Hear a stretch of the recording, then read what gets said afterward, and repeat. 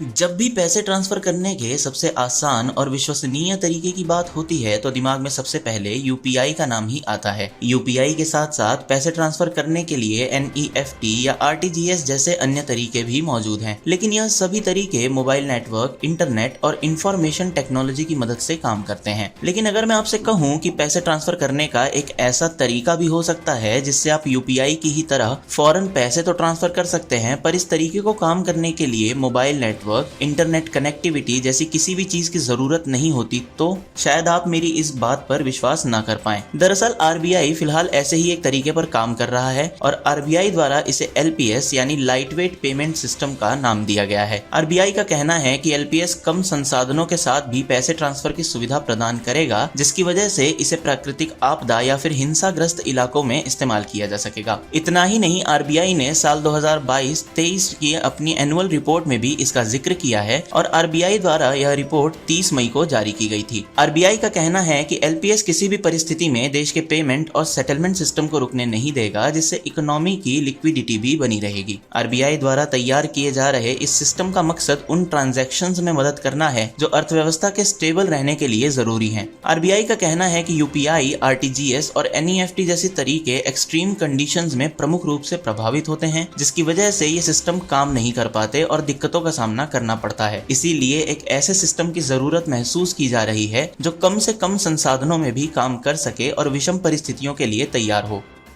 ऐसी ही अन्य रोचक जानकारी प्राप्त करने के लिए सब्सक्राइब करें BW हिंदी का यूट्यूब चैनल, और अगर वीडियो पसंद आई हो तो लाइक करना ना भूलें।